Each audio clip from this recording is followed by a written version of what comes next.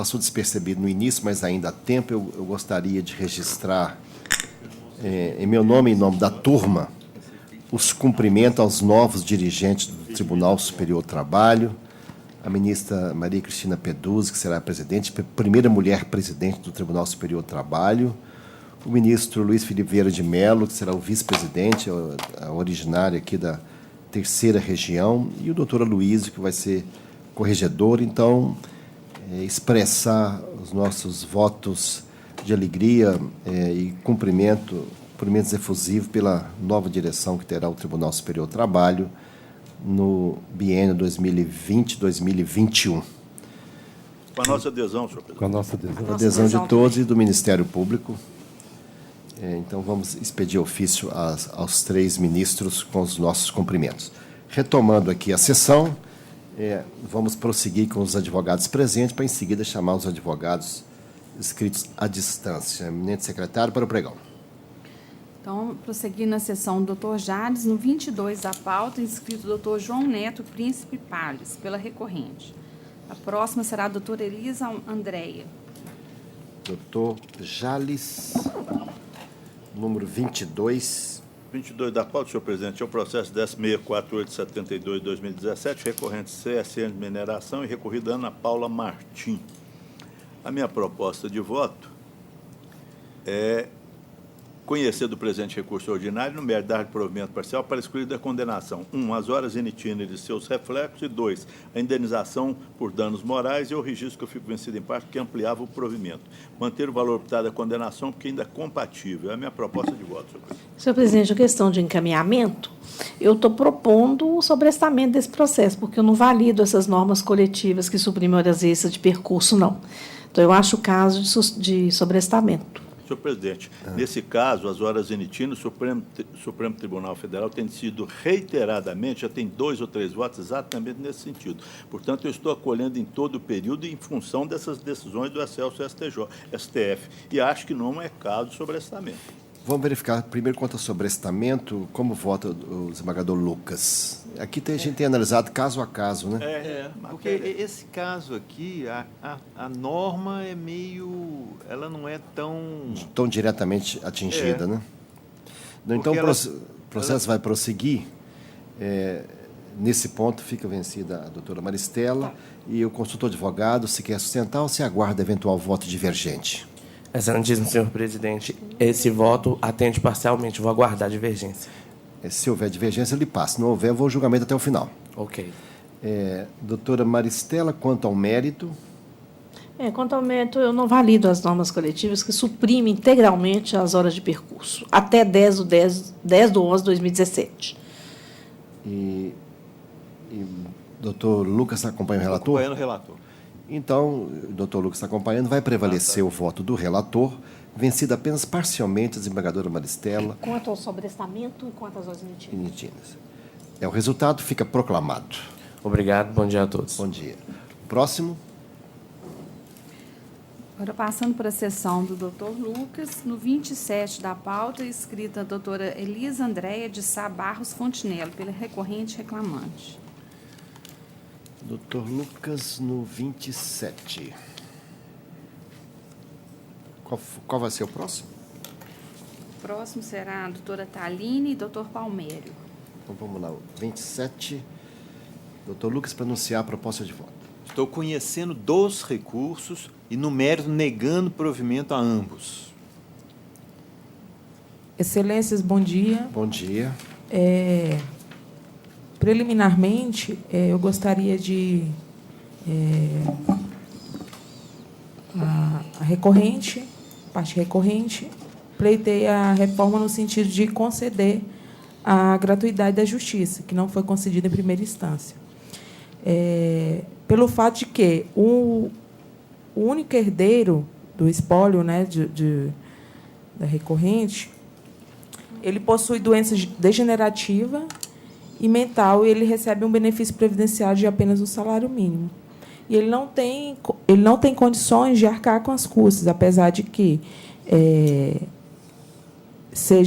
ele, embora não seja o espólio propriamente dito, ele terá dificuldade de custear. Então, eu pleiteio, venho e querer que seja reformada no sentido de conceder, em sede preliminar, a justiça gratuita. Em sede de razões, o cerne da questão está em torno do vínculo empregatício, né, que a recorrida alega que trabalhou um período que não foi reconhecido pela recorrente, que é, no caso, o que foi reconhecido pela recorrente foi entre julho de 2018 a abril de 2019. Então, ficou comprovado nos autos que a reclamante não exerceu atividade nesse período, anterior a esse período. Inclusive, com a prova testemunhal foi bem robusta nesse sentido, para comprovar que não houve vínculo empregatício antes desse período. Inclusive, o próprio porteiro do prédio deixou claro isso. O juiz Acor, quando proferiu a sentença, ele mencionou em seus fundamentos que não havia vínculo anterior, porém, na decisão constava um período de agosto de 2015 a dezembro de 2015 como vínculo, e após esse período que foi reconhecido pela reclamada. Então, ficou comprovado que não houve esse vínculo. As provas foram apresentadas pela reclamante, foram insuficientes, e as testemunhas trouxeram a veracidade, mostrando que não houve vínculo antes desse período. E, com relação às horas extras, não merece acolhimento, merece reforma, no sentido de que a reclamante ela passou a receber um salário a mais a partir do internamento, quando a reclamada foi internada, e, a partir daí, ela começou a receber um salário além do salário mínimo, e o horário dela não era um horário fixo. Inclusive, isso foi também exaustivamente comprovado, principalmente pelas testemunhas. Por fim, venho pedindo pelo reconhecimento do recurso e a reforma da decisão nos termos já colocados. Pois não. Eminente relator. Pois não, senhor presidente. Em relação ao pedido de assistência judiciária gratuita, como se trata de um espólio em um dos polos que está fazendo esse pedido, seria necessária uma prova dessa impossibilidade dele arcar com as despesas processuais, e eu entendi que essa prova não foi apresentada. Então, nesse ponto, eu estou negando provimento. Também estou negando provimento ao recurso da reclamante, que queria estender a jornada de trabalho reconhecida e também a duração do contrato. Então, entendi que a análise da prova feita na sentença é a melhor que poderia ser feita. A prova está... O juiz aqui levou em consideração toda a prova apresentada, principalmente os depoimentos testemunhais, e, no meu entender, deu a melhor decisão que poderia. Então, estou negando provimento ao recurso da reclamante e também negando provimento em relação às horas extras ao recurso da reclamada, tendo em vista que a prova demonstrou que a jornada de trabalho era aquela reconhecida na própria sentença. O fato se ficasse demonstrado um pagamento diferente, também não justificaria um horário de trabalho diferente, como sustentado da tribuna.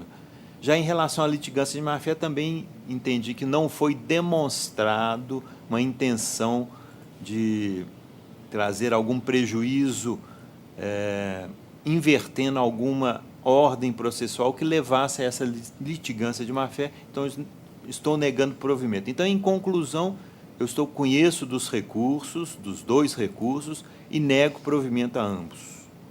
Ok, obrigada, bom trabalho. Sim, só um momento, nós estamos julgando ainda. Desculpa. Esse foi o voto do relator. Tá. O tema da justiça gratuita está negando, né, provimento? Sim.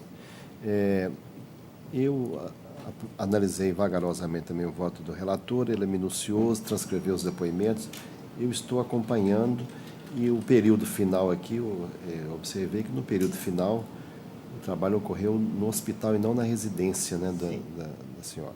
Eu estou acompanhando o eminente relator, o doutor Jales. Senhor presidente, eu peço ver no eminente relator, Vossa Excelência, no recurso da reclamada eu dar provimento para excluir as horas extras, porque tem uma história aqui que a reclamante trabalha no hospital e na pizzaria. Quer dizer, esses dois empregos aí eu vejo uma colisão muito grande. E foi a própria testemunha dela que disse nesse sentido. No recurso da reclamante eu acompanho o eminente relator, e no recurso da reclamada eu vou ficar vencido nas horas extras. Então, a unanimidade do recurso do reclamante e por maioria no recurso da reclamada, vencido o desembargador Jales nas horas extras, prevaleceu o voto anunciado pelo eminente relator. O resultado fica proclamado. Obrigada. Pois não. Próximo. Pula um aí.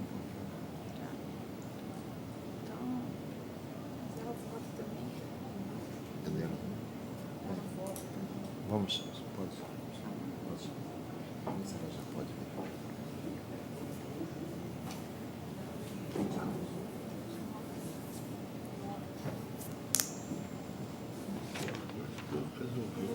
Sustentamos o voto. Speed.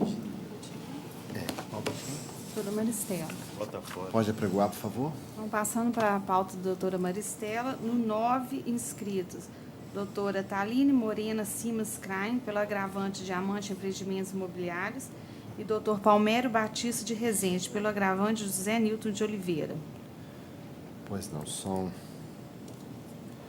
o 9. Há 12 inscrições no 9, né? Então, quem fala pelo agravante, fala em primeiro lugar. Os dois são agravantes também, né? Então, passa a palavra a eminente relatora para anunciar a sua proposta de voto.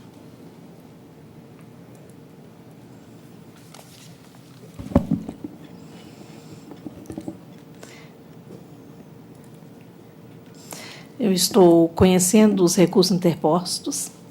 No mérito, estou dando parcial provimento ao recurso do reclamante para acrescer a condenação, pagamento da... Ah, não, é. É aquele que eu fiz a mesma confusão, gente. Agora 10.266, né? É. Tá, desculpa.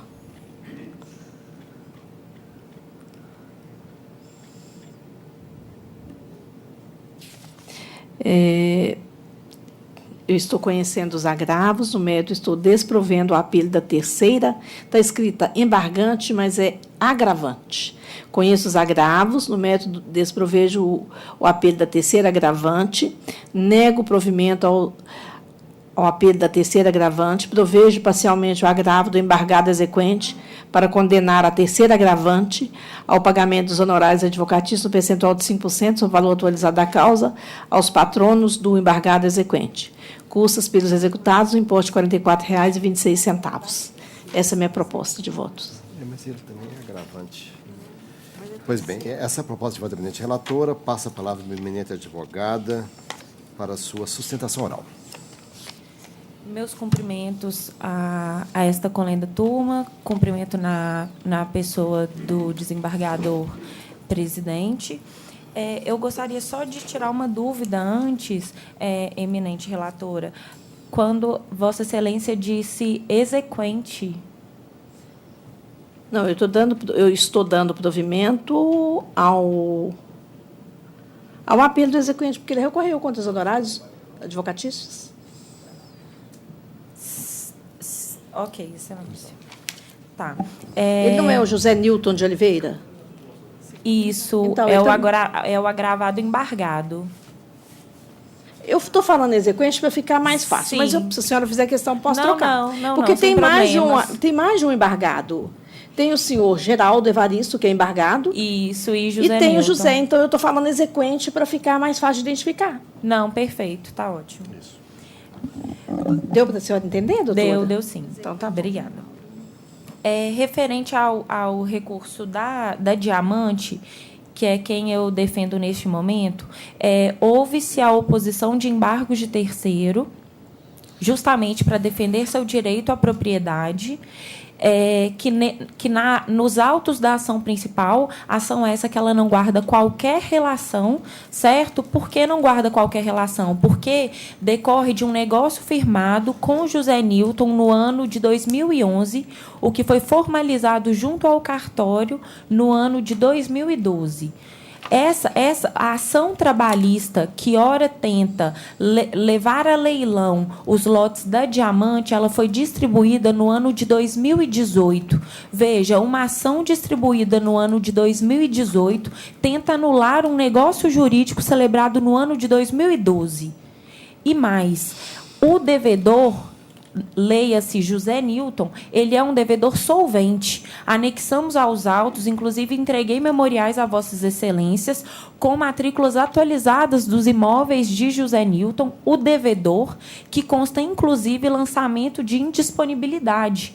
E ele mesmo, no depoimento dele, ele fala que ele tem imóveis e que os imóveis foram penhorados, mas que ele não entende por que não foi levado à asta pública. Então, o grande questionamento a esta colenda turma data máxima vênia é: por que não levar a leilão imóveis do devedor ao invés de tentar anular um negócio jurídico celebrado no ano de 2011? Veja, e ele foi registrado devidamente em cartório com a alteração da propriedade no ano de 2012.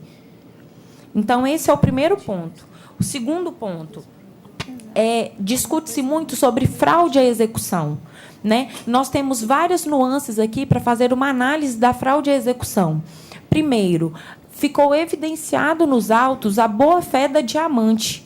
Por que ficou evidenciado? Veja, ela celebrou um negócio em 2011, conseguiu registrar em cartório, colocar em seu nome o terreno no ano de 2012. Ela ainda celebrou ela fez um acordo com a anuência de José Newton na vara cível, nos autos da suscitação de dúvida, também mencionado aí, né, exaustivamente nos autos, que ela se comprometeu, ao invés de repassar valores a José Newton, o devedor, ela repassaria o valor à disposição da Justiça do Trabalho. Diante desse acordo feito, já foi colocado à disposição do juízo R$960 mil, o que contribuiu e muito para a redução da dívida de José Newton, o devedor, certo? Diamante não guarda qualquer relação com esse débito. Outro ponto, ficou evidenciado nos autos que José Newton é solvente. Veja, por que discutir qualquer fraude à execução sobre a venda de um imóvel que houve a efetiva transação, a transferência de propriedade, se o devedor ele é solvente? Certo? Ele mesmo falou em juízo que, além dele ter um percentual sobre outro empreendimento, né? Data máxima vênia, peço até permissão aqui para fazer uma breve leitura de um trecho que ele diz, José Newton, o devedor, ele diz, abre aspas, que tem outros terrenos, mas estão todos penhorados, que não sabe por que esses outros terrenos ainda não foram leiloados. Palavras do devedor, veja, que não guarda qualquer relação com a Diamante. Ora, quem foi penalizado em primeira instância e Vossas Excelências estão mantendo essa absurda condenação, data máxima vênia. E ele ainda diz que recebe percentual mensal de participação nesse condomínio, mas não sabe como recebe isso, porque quem olha isso é sua filha. Veja, ele ainda menciona que tem renda fixa. Ele diz que tem gado, que trabalha com gado. Então, data máxima vênia, porque a Justiça do Trabalho de Itabira não correu atrás de imóveis, de valores recebidos pelo devedor, ao invés de questionar qualquer validade de um negócio jurídico celebrado no ano de 2011, friso mais uma vez, formalizado perante o cartório de Itabira no ano de 2012. Um outro ponto aqui que se discute muito sobre a nota promissória, se a nota promissória foi entregue ou não. Data máxima vênia. Se a nota promissória foi entregue ou não, caberia a José Newton, o devedor, questionar isso na Justiça Civil.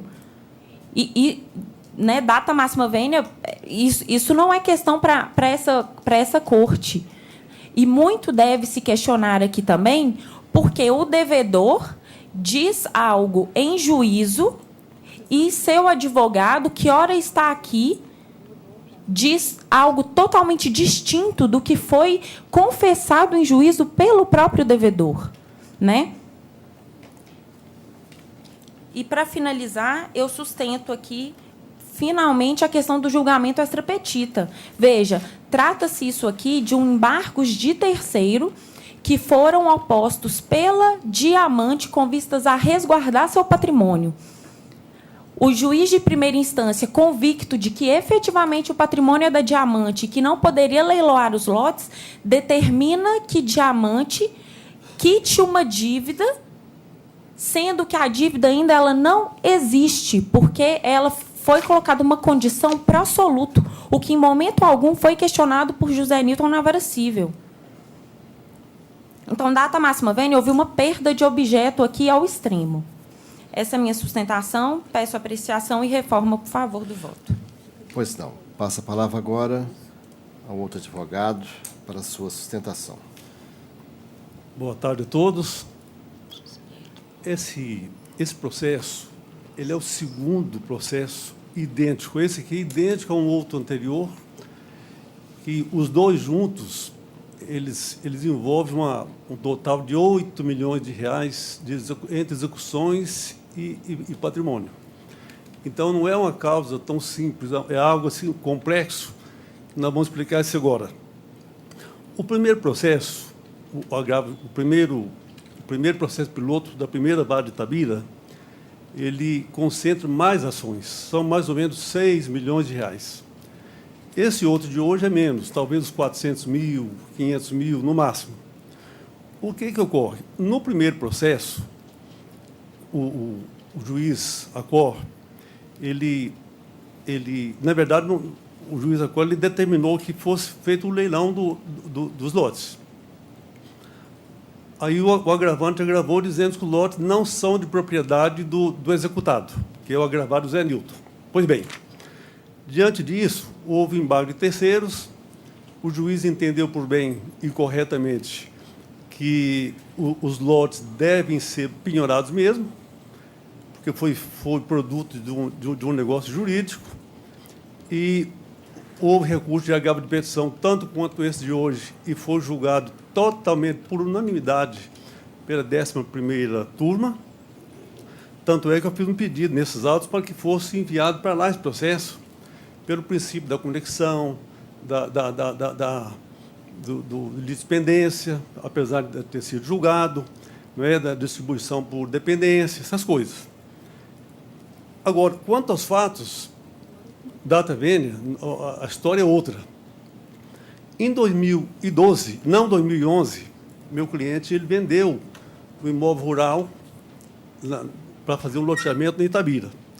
O loteamento foi feito, loteamento com 165 lotes, no valor mínimo de R$ 320 mil cada um, que vai dar em torno de 50 milhões, mais ou menos.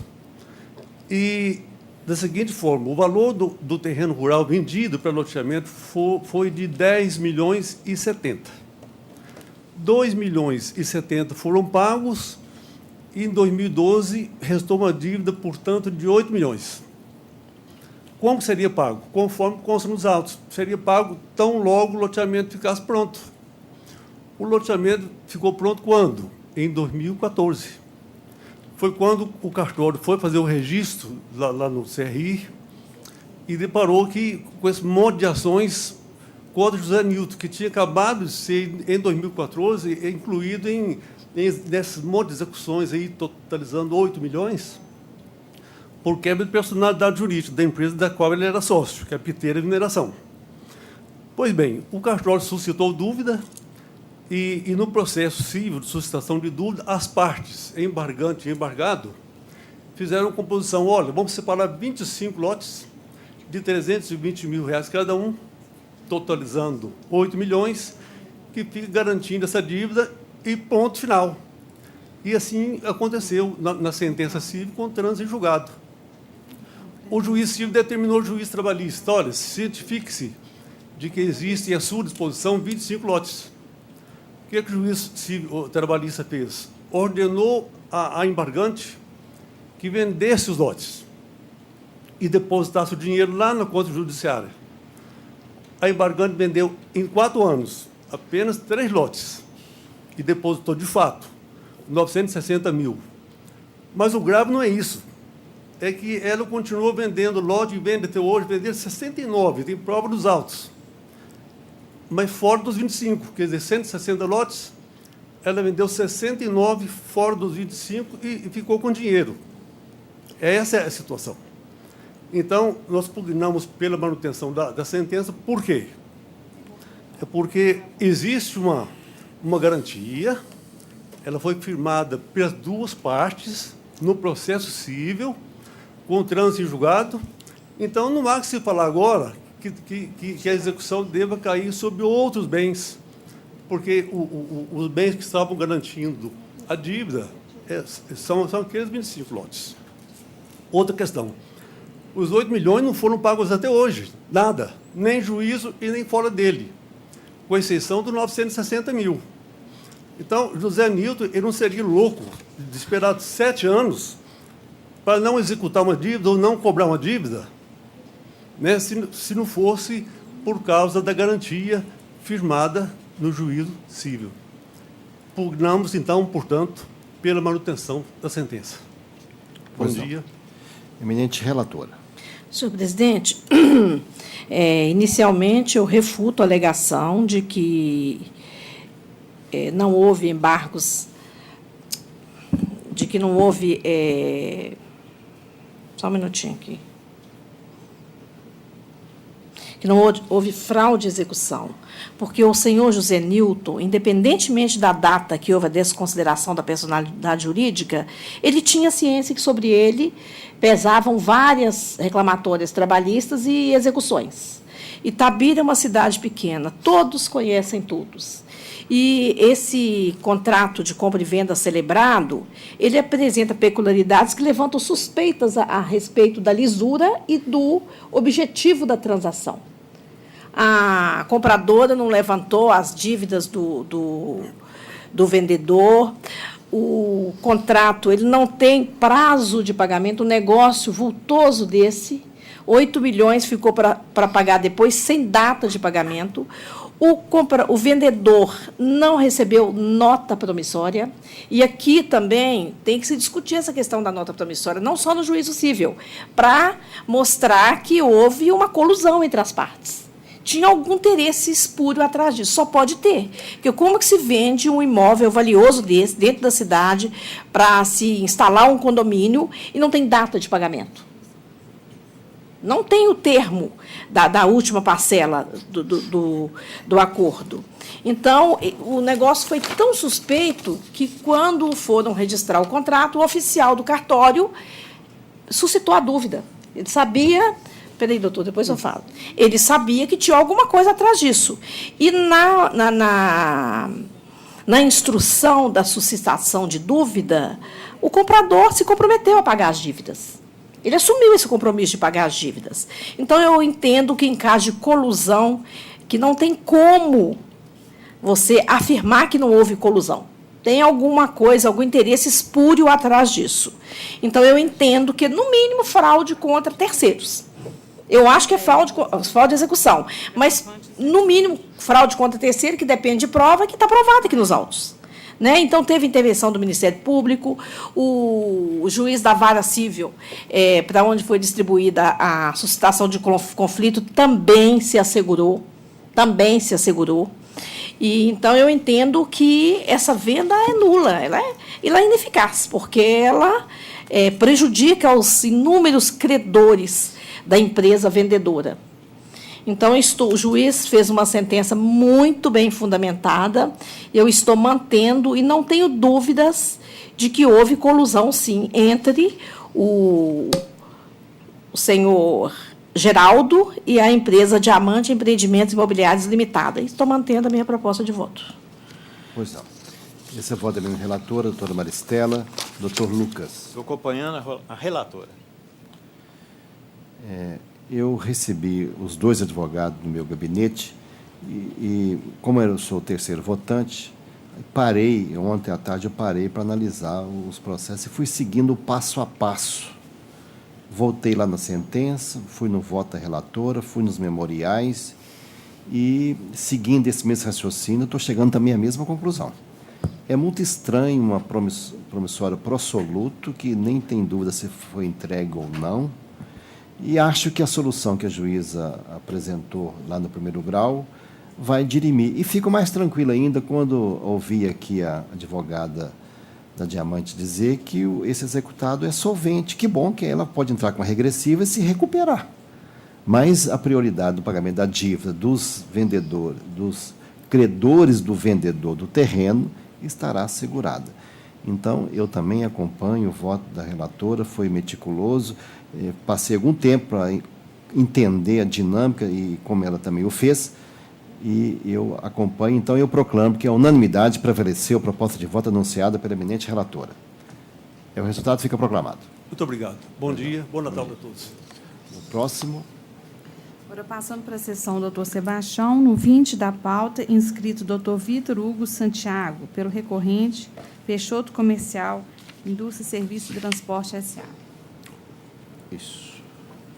Essa inscrição foi feita hoje, né? Que eu não tinha ela separada ontem. Foi feita hoje, excelência. Ah, tá. Então, eu não tenho ela separada aqui, que normalmente na véspera eu separo e revisito todos os votos. O senhor fala por qual parte? Pela segunda reclamada, Peixoto Comércio. Pois não. Minha proposta de voto é a seguinte.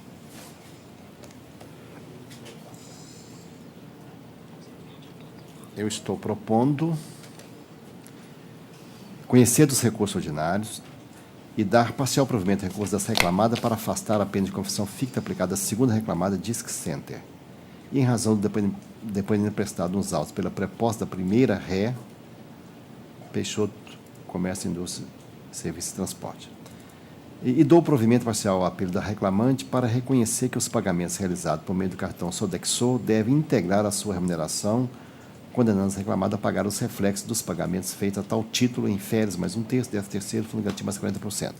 Conforme se porém os valores lançados no extrato de ID 372-3431.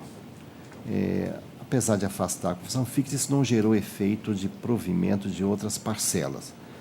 Essa é a minha proposta de voto. Passa a palavra ao eminente advogado. Excelência, antes da sustentação, a confissão fixa afastou a caracterização de grupo econômico, que foi um pedido quase que decorrente. Não afastou, porque eu analisei as demais. Como eu disse, eu não tinha separado esse, mas o grupo econômico estou mantendo. Ok. Bom dia a todos dessa egrégia turma. Bom dia. Peço vênia para discordar do voto do eminente relator, para descaracterizar o grupo econômico, tendo em vista que as empresas aqui, as reclamadas aqui demandadas, embora funcionem no mesmo endereço, possuem salas, objeto social, regimes e atividades próprias, em que não há qualquer, digamos, controle sobre a atividade de uma em face da outra, o que afasta o conceito de grupo econômico, tal como previsto na CLT. No mesmo sentido, quanto às comissões supostamente suprimidas em desfavor da reclamante, peço vênia para a revisão da decisão, tendo em vista que, ao que parece, houve um equívoco do magistrado de primeira instância, que não se atentou quanto à formação da remuneração da reclamante, que no presente caso era feita com um salário fixo e mais uma premiação quanto ao cumprimento de metas, e não quanto às vendas realizadas, as comissões sobre vendas. Aqui, no caso, era uma formação diferente do que acontecia. E, diferentemente do que aponta a reclamante, as diferenças apontadas no contra-cheque não se diziam a supressão de comissões, mas sim uma substituição tributária que era feita de modo a se recolher o imposto do cliente de forma antecipada, tal como está explicado no recurso ordinário. Nesse fato, causou espécie a supressão sumária do magistrado da primeira instância, que simplesmente não permitiu que fosse juntada a ata de instrução, de audiência de instrução, nos autos número 10.207.75/2016, que se passou também na Vara do Trabalho de Uberlândia, em que constou-se as mesmas partes, os mesmos pedidos, inclusive os mesmos procuradores, em que a reclamante afirmou ter pleno conhecimento da formação dessa remuneração, em que havia a substituição das comissões por venda pelo cumprimento de metas. Pedindo, então, seja analisada a supressão de tal prova em respeito ao princípio do contraditório. E, por fim, quanto às horas extraordinárias, dada a controvérsia dos depoimentos testemunhais entre as testemunhas Cláudia e Cristina, em que uma afirma que as horas ultrapassavam 1 hora e outra que afirma que as horas ultrapassavam 30 minutos, pede aqui seja aplicada e faça constar média de 45 minutos como a título de pagamento de horas extraordinárias. Pela atenção, obrigado. Desde já, desejando um bom final de ano a todos dessa egregia turma. Muito obrigado. Também desejamos da mesma forma. Começando pelo tema da juntada de prova, eu registro aqui no meu voto que houve audiência, não foi lançado no encerramento da instrução qualquer protesto, e por isso entendi que precluiu, estou rejeitando, o fundamento é longo, estou rejeitando. Quanto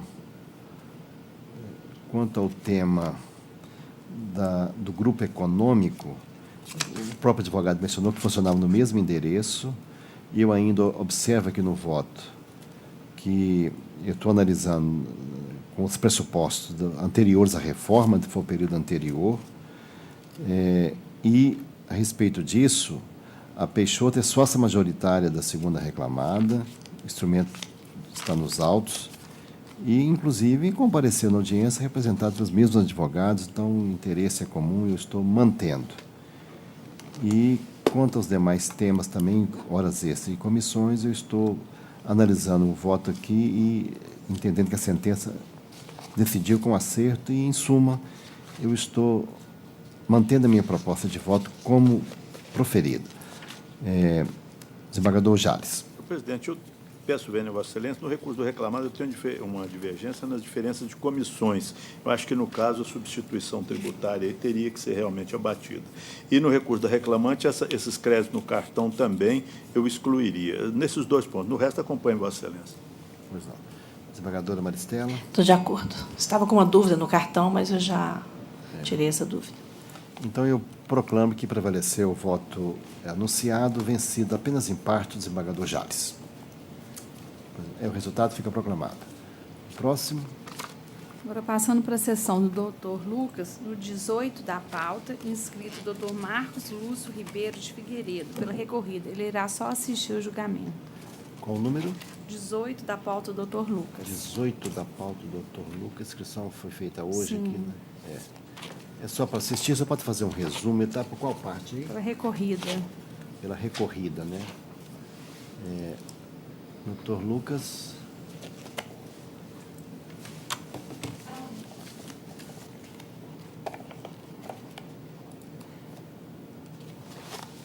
Estou conhecendo o recurso, no mérito, dando provimento ao apelo da reclamada para absolvê-la da condenação ao pagamento de horas extras relativas ao intervalo intrajornada e seus reflexos, também honorários advocatícios, julgando improcedentes os pedidos iniciais e invertendo o ônus da sucumbência. Condena a reclamante ao pagamento dos honorários sucumbenciais aos advogados da ré, fixados em 10% sobre o valor da causa, devendo ser observada a norma do artigo 791-A, parágrafo 4º da CLT.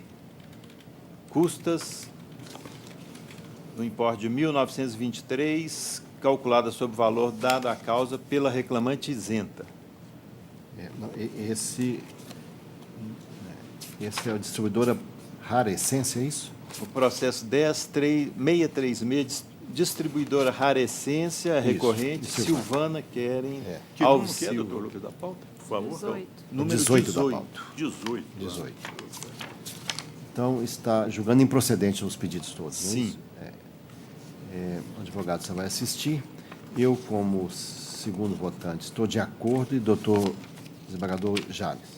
Então, nós estamos julgando o processo 18, é o 10.636/26/2018. Eu estou de acordo também, senhor presidente. Nesse caso aqui, a matéria principal é sobre o intervalo entre a jornada, que estava registrado, havia pré-anotação deles. Foi produzida uma prova testemunhal e a prova ficou contraditória, então a conclusão do voto é que prevaleceu o registro do cartão de ponto. Pois não. Então, a decisão, portanto, é unânime conforme anunciada. Vamos ao próximo. Agora, a sustentação oral à distância de Juiz de Fora. Já terminaram as presenciais, vamos... o juiz presente buscando os advogados de fora agora, né? Qual que é o primeiro aí? Então, passando para a sessão, doutor Jales, no 36, inscrito doutor Guilherme Nogueira Santos, pela recorrente. Doutor Jales, número 36. O advogado está em consulta, doutor Guilherme, se nos ouve adequadamente aí de Juiz de Fora. Ouço perfeitamente, excelência. Bom dia. Bom dia. Então, vamos iniciar o julgamento. Número 36, doutor Jales é o relator, vai anunciar a proposta de voto. Pois não, senhor presidente. O processo 11.45319/2016, a recorrente é Codema Engenharia S.A. e o recorrido João Batista das Neves Neto. A minha proposta de voto é conhecer do presente recurso ordinário e, no mérito, dar-lhe provimento para 1. Excluir da condenação adicional de periculosidade e seus reflexos.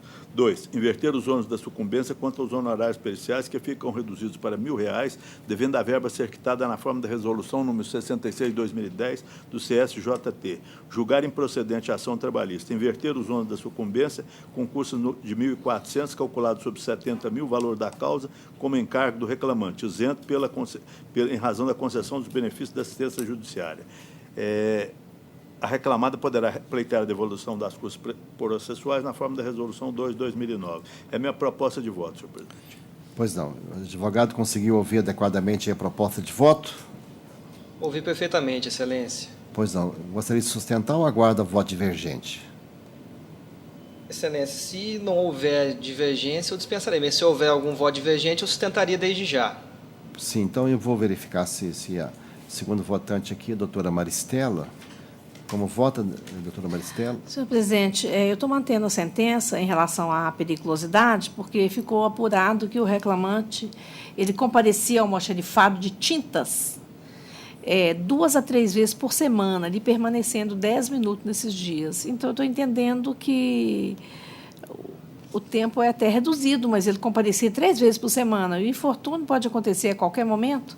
Estou mantendo a sentença nesse particular. Bem, então vamos verificar se... Nesse caso aqui, eu estou dando provimento pelo seguinte: ele comparecia a esse local onde havia algum armazenamento de alguns cilindros e material combustível, mas para buscar tinta, ele ia lá buscar tinta 2 a 3 vezes por semana. Quer dizer, não tem sentido, no momento que ele vai lá, não há aí uma intermitência, há uma eventualidade. Então, nesse caso, eu mantenho meu voto como foi anunciado. Então, eu consulto ao doutor Lucas se quer ouvir o advogado ou se já tem condições de proferir o voto. Não, tem condições. Pois não. Peço vênia para acompanhar o relator. Então, prevaleceu o voto do relator, ficando vencida, no caso, a doutora Maristela, porque ela mantinha a sentença quanto ao tema da periculosidade. Então, prevalece o voto anunciado pelo eminente relator. O resultado fica proclamado. Obrigado, excelência. Pois não. O próximo... Prosseguindo na pauta, doutor Jales, no 40, inscrito doutor Guilherme Nogueira Santos, pela recorrente reclamada.